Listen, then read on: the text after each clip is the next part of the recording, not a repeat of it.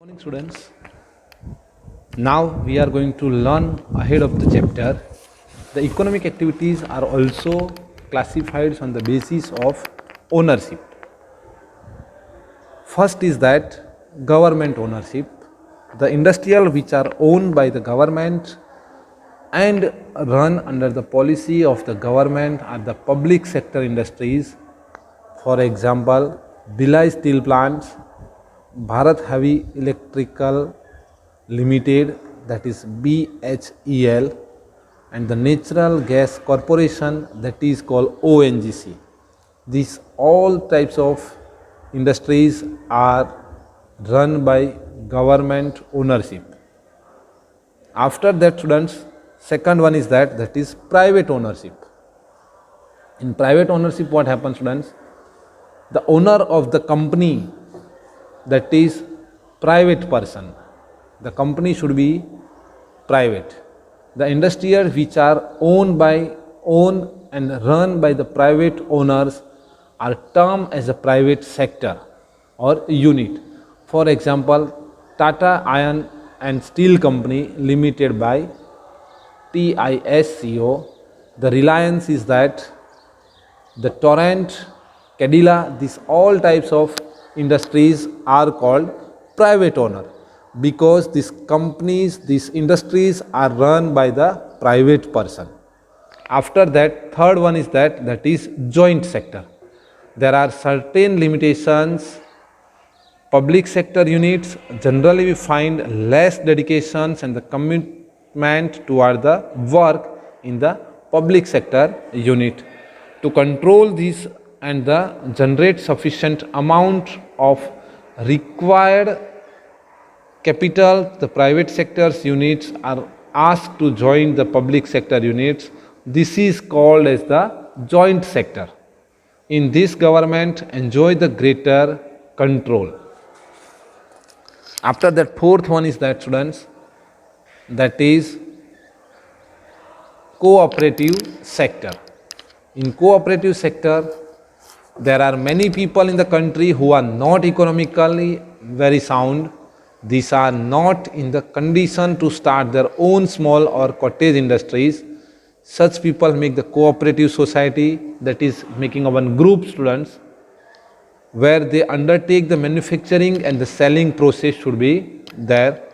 These units that are started with the cooperations of the group of the people are known as the cooperative sector units. For example, the dairy, the sugar mills, these types of industries run by in the small groups. That is called cooperative society or the cooperative sector.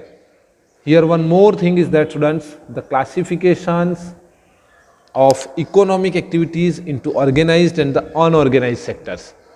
Here we are going to learn about the economic activities that is connected to money matter. But here organized and unorganized sectors, here two names are there, Kanta and Kamal. So first we will understood about the Kanta stories. Kanta work in the office from 9:30 a.m. to 5:30 p.m. She gets the salary at the end of the every month regularly.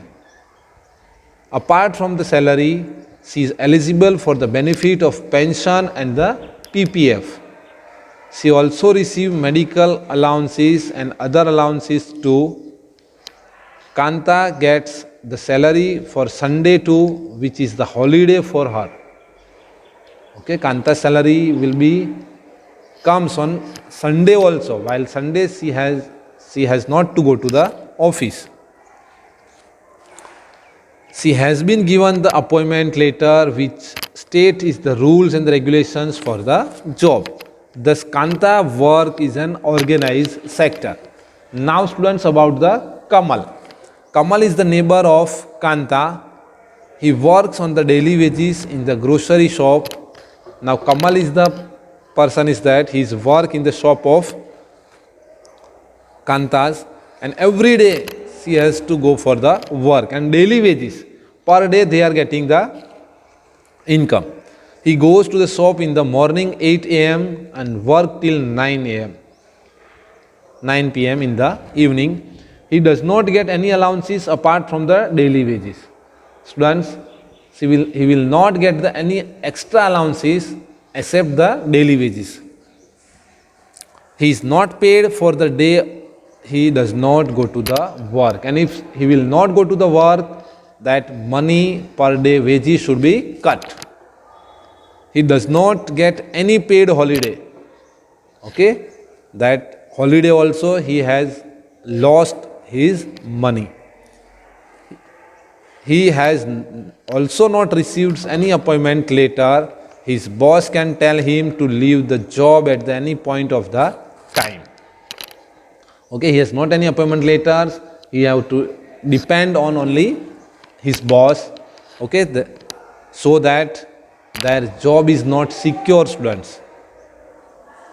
So here that both persons are there, Kanta and Kamal, but during the Kamal job is one type of risky job.